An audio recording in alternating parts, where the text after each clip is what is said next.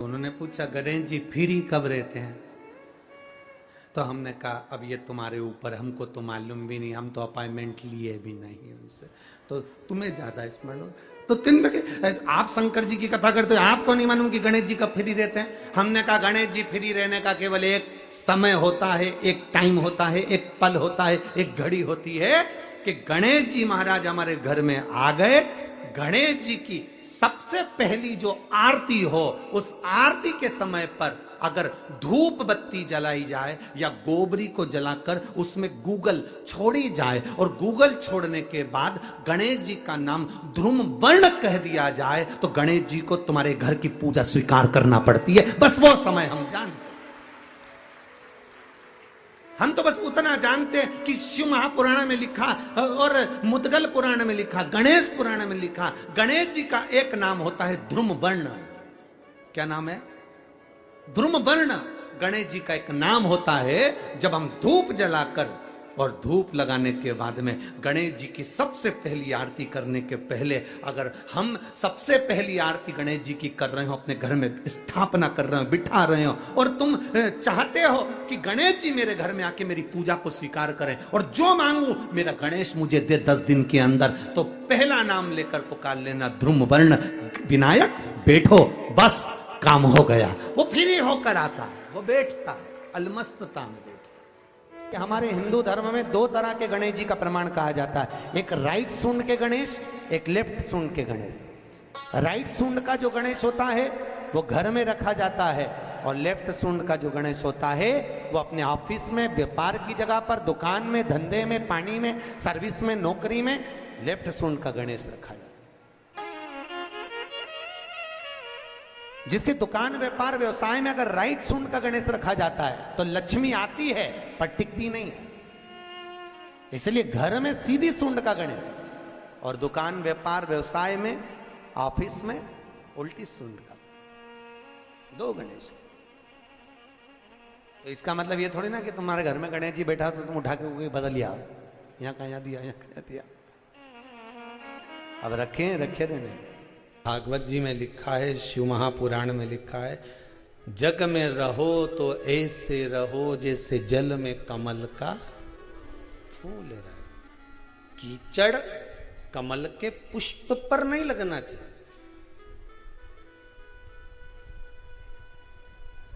कीचड़ अगर कमल के पुष्प पर लगेगा तो श्रेष्ठ होगा क्या? नहीं। संसार में रहो मना नहीं है, ये झूठे संसार में हमें रहना पड़ेगा, परिवार में हमें रहना पड़ेगा, कुटुंब कबीले में हमें रहना पड़ेगा, सारे परिवार में तुम रहो, पर एक बात का ध्यान रखकर रहना कि हमें संसार में रहना, पर संसार का कीचड़ हमारे ऊपर नहीं लगना चाहिए। कोई तुमसे कह दे कि इससे कोई घर छूटे, इससे कोई परिवार छूटे, के रखना 2 मिनट में छोड़ दूंगी, 2 मिनट में। तो कहां जाएगी छोड़ के? तो चिल्ला के मैं तो वृंदावन चली जाऊंगी, ने मथुरा चली जाऊंगी, ने गोवर्धन चली जाऊंगी। काय के लिए जाए? वहां कोई संत मिलेगा, उसकी शरण में चली जाऊंगी। आप लोगों की जो विचार दृष्टि है ना, यही है। बोलो सही है कि गलत है? कोई संत मिले, कोई साधु मिले, कोई तपस्वी मिले, उसकी शरण में जाऊंगी। पर शिव महापुराण तो स्पष्ट मना करती है।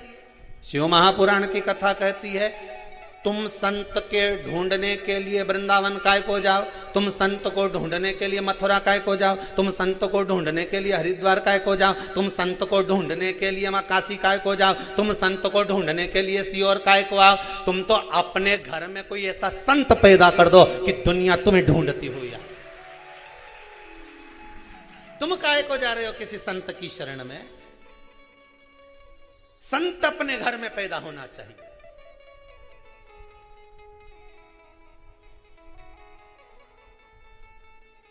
जिसको देखो रोती रोती एक ही बात कि मैं तो किसी संत की शरण चली जाऊं। काहे को जाए? शिव पुराण तो कह रही घर में संत पैदा होना चाहिए, सब प्रयास करो। 25-50 लोगों को बिठा कर देखना, बात करके देखना, और साहब तुम्हारा कितना बच्चा? तो क्या हमारा 2-3 बच्चा। अच्छा, तुम्हारा कितना बच्चा? क्या हमारा 2। कोई क्या हमारा 1। कभी से पूछो छोरी कहीं कर रही है? बस मन है मेरा, मैं उसको डॉक्टर बनाना चाहती हूं। हो उससे पूछा तुम, बस मैंने तो सीए की पढ़ाई में लगा दिया उसको, सीए बनाना चाहूँ। कोई तुमसे पूछे तो तुम क्या जवाब दोगे? बोलते जाओ मैं सीए बनाना चाहूँ, कोई कि मैं इंजीनियर बनाना चाहूँ। 50 लोगों को क्या, पूरी पृथ्वी के लोगों को बिठा कर देख लेना, 50 रिश्तेदारों को बिठा कर देख लेना, एक ही बात के, कोई कि मैं इंजीनियर बनाना चाहूँ, कोई कि मैं डॉक्टर बनाना चाहूँ, कोई कि मैं अपनी छोरी के कलेक्टर बनाना चाहूँ, पर आज तक किसी के मुंडा से नहीं निकला कि मैं इसको सावित्री और सीता बनाना चाहूँ।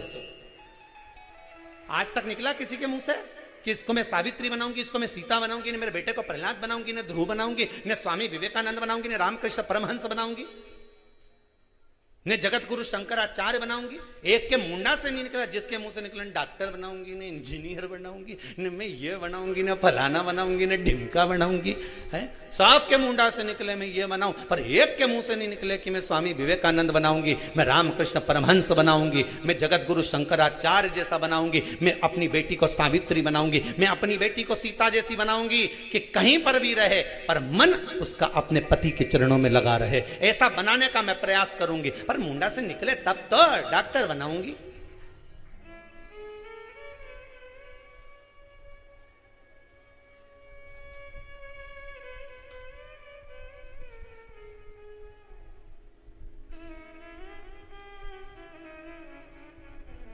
सबको धन दिख रहा है, इंजीनियर बनेगा मेरा बेटा तो खूब जम के बोलो कमाएगा, डॉक्टर बनेगी मेरी बेटी खूब कमाएगी, सीए बनेगा मेरा बेटा खूब कमाएगा, ये बनेगा तो खूब कमाएगा। एक दिन कलम और कटार दोनों में लड़ाई हो गई। कटार ने कलम से कहा कि कलम गजब की है रे तू, मैं तो साल 2 साल में एक बार लोगों को काटूं, पर तू गजब करे रोज काटती फिरे। कलम रोज ना जाने कितनों को काट देती है। जिसकी पास धन नहीं, संपदा नहीं, वैभव नहीं, किसी के यहां गए, साहब देखना मेरी तबीयत खराब है, कलम ने लिख दिया जाओ ये जांच कराओ, कटा कि नहीं कटा? जरा सा सिग्नेचर करा, टेंडर पास, कटा कि नहीं कटा? कटार तो केवल साल भर में 6 महीने में एक बार काटती है, पर कलम तो रोज सुबह से लेकर शाम तक काटती रहती है, ना जाने कितनों को काटती है, कितनों को। दोनों में विवाद, दोनों में लड़ाई चल रही है।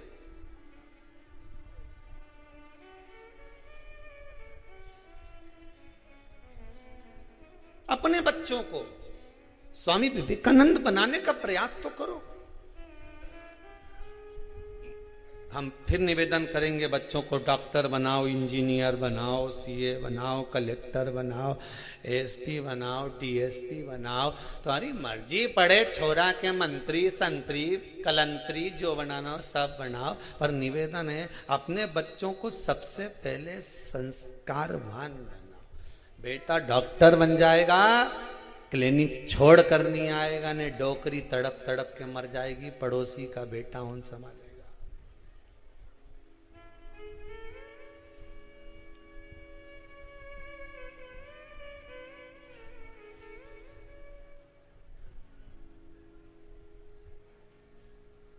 बड़ा सुंदर भाव व्यक्त करता है।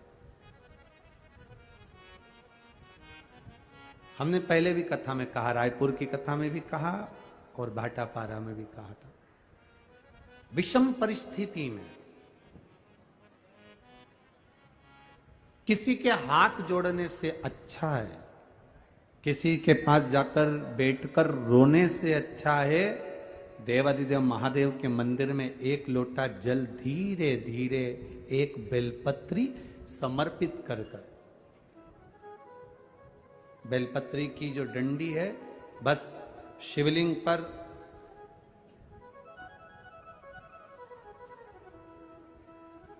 ये शिवलिंग, ये जलाधारी, ये माता पार्वती जी का हस्त कमल शिवलिंग, ये बेलपत्री ये दंडी का जो मुख है वो अशुक सुंदरी की ओर समर्पित कर कर एक लोटा जल धीरे धीरे, बिल्कुल धीरे धार में अपने हृदय की बात बाबा से दिल से कहते हुए, बाबा बहुत दुखी हूं, बहुत कष्टमय जीवन, बाबा बहुत तकलीफ में जीवन चल रहा है और तू ना संभालेगा तो संभालेगा कौन?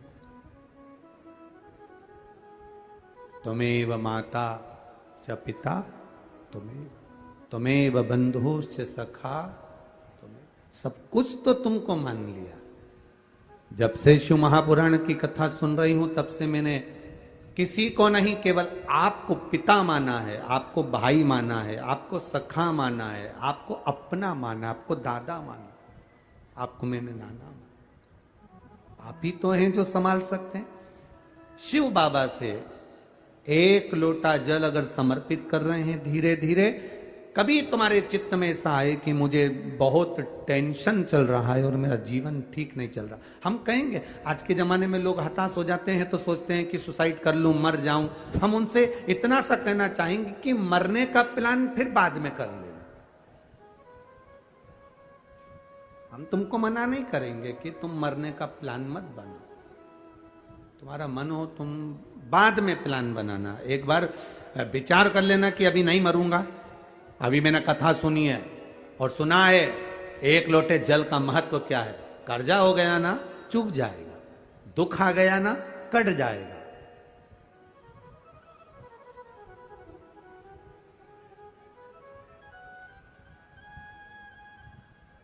कर्जा भी हो गया तो कटेगा, मिटेगा।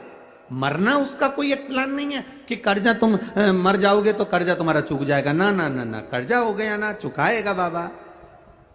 तुम्हारा विश्वास दृढ़ रखो, अपने भजन के बल को बढ़ाओ, शिव मंदिर में जाने का समय का आनंद पाओ, शंकर जी पे एक लोटा जल चढ़ाओ तो दिल से चढ़ाओ, राम नाम कृष्ण नाम शिव नाम जो जप रहे हो उसको दिल से जपो, भगवान की भक्ति दिल से करो।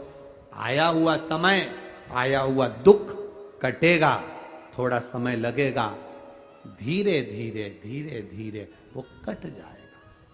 वो बर्तन होता है ना बहुत काला हो जाता है तो उसको माताएं रगड़ती है, वो साफ नहीं होता तो फिर क्या करते हैं उस बर्तन को? अगर बर्तन साफ नहीं हो ना तो फिर उसको क्या करते हैं? उसमें छाछ भर देती है, दही भर देती है, नींबू लगाकर छोड़ देती है, खट्टी चीज से वो साफ हो जाएगा। तो थोड़ा अगर समय लग रहा है और लगे कि तुमको कि ये ठीक नहीं हो रहा तो समझ लेना कि भगवान ने भी कोई छाछ भर दी होगी। भगवान सुन क्यों नहीं रहा? भगवान ने भी कोई दही भर दिया होगा। ये समर क्यों नहीं रहा? ये ठीक समय आ क्यों नहीं रहा? आएगा। थोड़ा बाबा पर भरोसा रखो, विश्वास रखो, सारी समस्या का हल एक लोटा आप बाबा को समर्पित करो। बोल बम का नारा है, बाबा एक उसके सहारे जियो ना। हम क्यों संसार वालों के सहारे जियो? मेरा भोलेनाथ आपको ना कभी दासी बनाना चाहता है, मेरा भोलेनाथ ना आपको कभी नौकर बनाना चाहता है, मेरा भोलेनाथ ना कभी आपको सेविका बनाना चाहता है। मेरा भोलेनाथ तो आपका हाथ पकड़कर इस संसार सागर से, भव सागर से उन्नति की ओर आगे बढ़ाना चाहता है। वो आपको डूबने नहीं देगा, वो आपको नष्ट नहीं होने देगा, वो आपको तकलीफ में नहीं आने देगा, वो आपको कष्ट की ओर नहीं जाने देगा। वो शिव तत्व है, वो शंकर, वो खड़ी पिताना, मेरा देवादित्य महादेव, वो शिव तत्व है। सुयशा मैं तुम्हें दासी नहीं बना सकता, सुयशा मैं तुम्हें सेविका नहीं बना सकता। तो सुयशा ने कहा फिर कोई सेवा मुझे दे दीजिए। शिव जी ने कहा सुयशा तुम नंदी से विवाह कर लो और नंदी से विवाह कर कर तुम नंदी की धर्म पत्नी बन जाओगी। और नंदी की अगर धर्म पत्नी तुम बन गई तो जिस जगह पर नंदी मेरे मंदिर के बाहर बैठा रहेगा,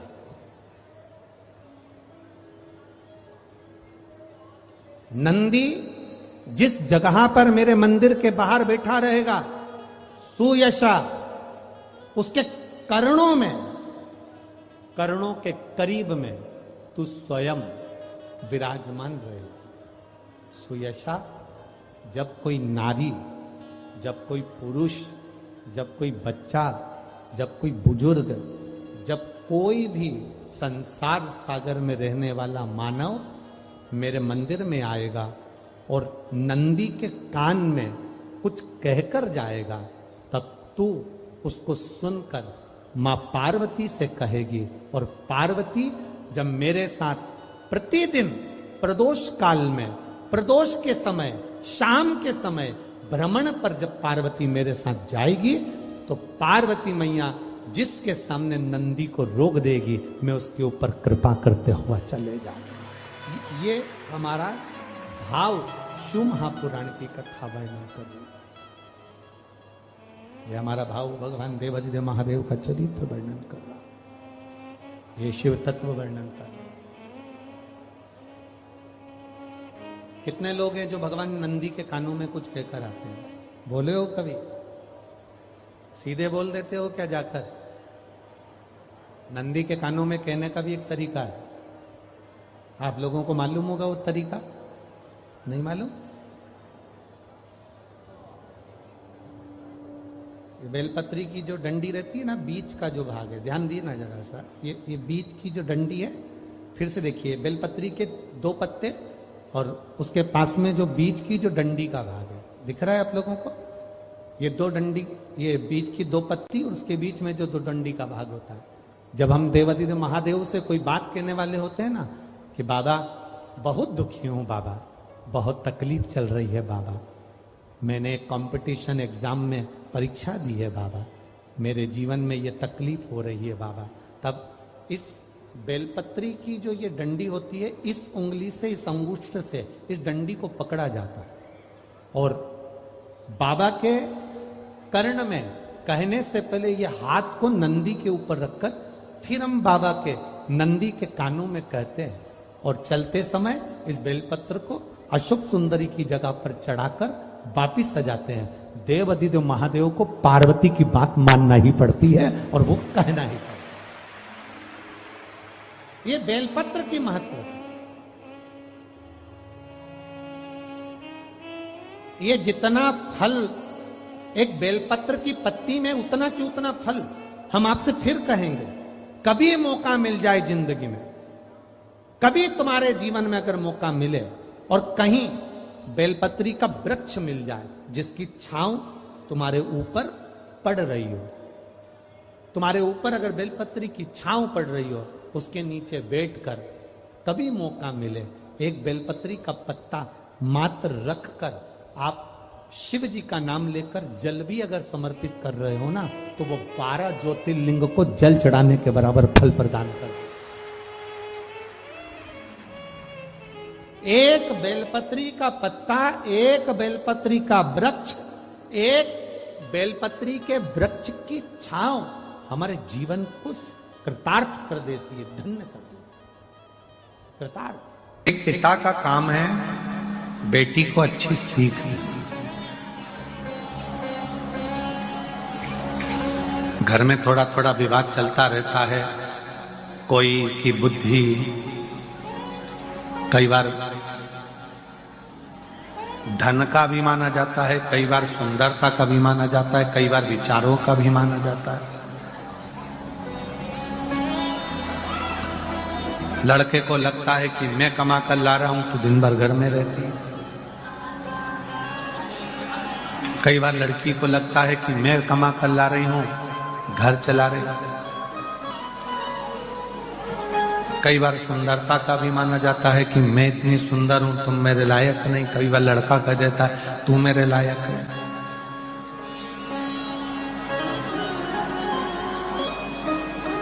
इन सभी अभिमानों से दूर हटकर यदि परिवार को सही से चलाना है तो शंकर पार्वती जी के जीवन को देखिए। शिव पार्वती का जो जीवन है, भगवान शंकर और पार्वती का जो जीवन है, उसको समझो। कहाँ हिमालय राज की पुत्री मां पार्वती जी और कहाँ देव अधिदेव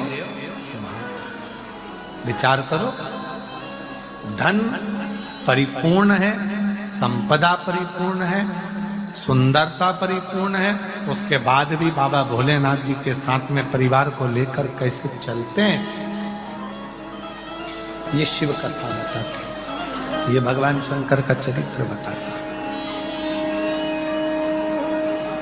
थोड़ा सा विवाद हुआ, अदालत में पहुंच गए तलाक की बात करने के लिए, इसको श्रेष्ठता नहीं कहते।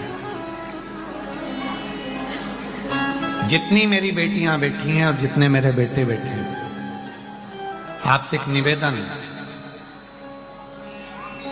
थोड़ा परिवार में अगर दुख है, तकलीफ है, कष्ट है, तो उसको समझो, साझा करो, आपस में अच्छे विचार उत्पन्न करो,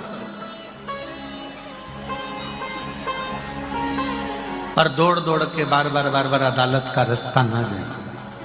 थोड़ा साझा करिए, हो सकता है थोड़ा समय लग जाएगा, थोड़ा हो जाएगा, धीरे धीरे धीरे धीरे सब अनुकूल।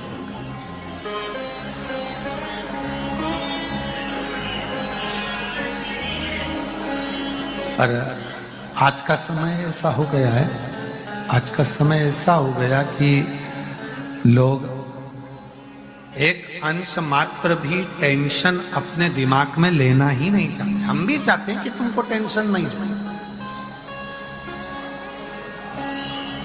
पर छोड़ देना क्या टेंशन खत्म हो जाएगा? रिश्ते खत्म कर देने से क्या टेंशन खत्म हो जाएगा? फोन पर बात नहीं करने से क्या टेंशन खत्म हो जाएगा? उसका मुख नहीं देखोगे तो क्या टेंशन खत्म हो जाएगा?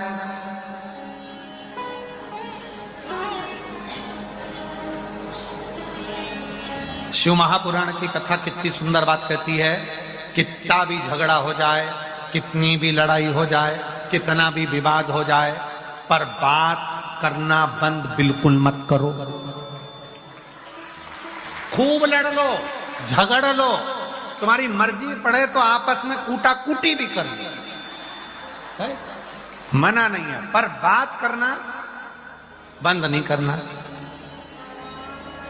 भाई से झगड़ा हो गया, प्रॉपर्टी खा गया, बहन से झगड़ा हो गया, कुछ लेकर चली गई, जमीन जायदाद हो गया, माता पिता से झगड़ा हो गया, भाई बंधु से हो गया, मित्रों से हो गया, परिवार में हो गया, पति पत्नी से हो गया, लड़ लो, झगड़ लो, खूब कूटा कूटी भी कर लो, मना नहीं। पर क्या बंद नहीं करना है? बात करना बंद नहीं करना। क्यों? कितनी भी कूटा कूटी हो जाए, कितना भी झगड़ा हो जाए, कितना भी विवाद हो जाए, अगर थोड़ी सी बात चलती रहती है तो एक ना एक दिन वो बात प्रेम उत्पन्न कर ही देती है। बस वो बात चलते रहे। वो एक लाइन याद रखो ना तुम तो, ओ तुझसे मिलने के लिए तेरी कसम, तुझसे मिलने के लिए तेरी कसम, एक मुलाकात जरूर। बातचीत बंद नहीं होना चाहिए, बातचीत करो, बोलते रहो, बात करते रहो, एक दूसरे से बातों का साझा करते रहो, एक दूसरे से बातचीत करते रहो, तो जो विवाद हुआ है, झगड़ा हुआ है, लड़ाई हुई है या कोई भी बात हुई है, तो वो धीरे धीरे धीरे धीरे सुलझ जाएगा, सुलझेगा, सुलझेगा जरूर, थोड़ा सा समय लग सकता है। कितना सुंदर का है, कोई व्यक्ति व्यसन में डूबने लगा, अपना लड़का, अपना बेटा जिसको आप मदिरा के नशे में देखना नहीं चाहते, अपना बेटा, अपना बच्चा जिसको आप व्यसन में नहीं देखना चाहते, और सूचना मिल रही है कि वो व्यसन कर रहा है, नशा कर रहा है, के परेशान हो गए, नशा मुक्ति केंद्र में छोड़कर आ गए, वो नशा छोड़ने को ही तैयार नहीं है। तब नंदी का जो पैर उठा हुआ होता है, उसी पैर के पास में एक छोटी सी कटोरी में जल रखा जाता है, छोटी सी कटोरी में जल, उसमें एक बेलपत्र डाल दिया जाता है। महाराज, जब आप शिव जी के मंदिर में जाओ नंदी के उस चरण के पास में कटोरी में जल रखेंगे बेलपत्र डालकर, और अपना जो 1 लोटा जल लेकर आए हो वो शिव जी को चढ़ाओगे, प्रार्थना करोगे। जल चढ़ाने के बाद आप जब वापिस आओगे, उसी कटोरी को जो बेलपत्र रखा हुआ जल है उसको लेकर आइए, और जो व्यसन में डूबा हुआ व्यक्ति है, जो बच्चा नवयुवक नशा नहीं छोड़ रहा है, उसको धीरे धीरे रोज प्रतिदिन वो जल थोड़ा थोड़ा रोज का देना प्रारंभ करिए। धीरे धीरे उसको व्यसन से नफरत होने लगेगी और वो छोड़ना प्रारंभ कर देगा। व्यसन का कितना भी ग्रसित होगा, वो धीरे धीरे धीरे धीरे उसको छोड़ देगा। नशे, ये नंदी का एक चरण जो ऊपर होता है धर्म का चरण, ये कोई साधारण चरण नहीं है नंदी का। ये नंदी का कोई साधारण चरण नहीं है।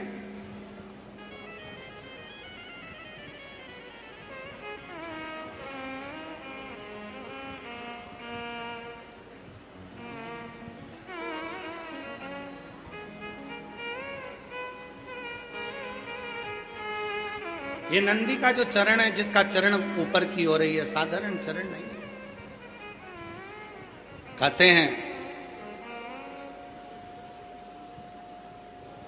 बहुत तकलीफ है, बहुत कष्ट है, इतना टेंशन है, इतना टेंशन है कि पूरा डिप्रेशन में जीव जा रहा है। पहुंच जाओ नंदी के पास, बैठ जाओ नंदी के पास में, जो चरण उठा हुआ है उसी के पास में बैठ जाओ, नंदी के बिल्कुल बाजू पास। कुछ देर ओम का नाद करना प्रारंभ करिए।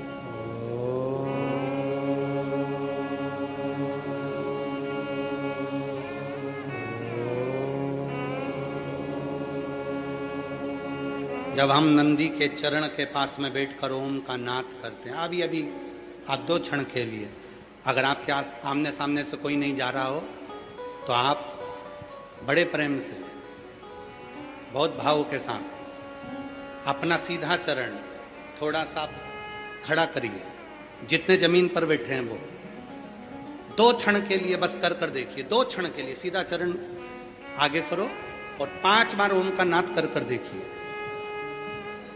कमर दुख रही है, पीठ दुख रही है, सिर दुख रहा है, डिप्रेशन हो रहा है, टेंशन है, 5 बार ओम का उच्चारण करना है आपको। केवल चरण आप इस तरह से इसको चरण को रख लो, बस केवल इस चरण को खड़ा करो और साथ में ओम का लंबा नाद करेंगे, सब साथ में बोलेंगे। सबके मुख से शब्द निकलना चाहिए और अच्छा लंबा स्वर निकलना चाहिए, अच्छी आवाज निकलना चाहिए, एकदम गुप्त चुप रहकर नहीं, लंबा स्वर।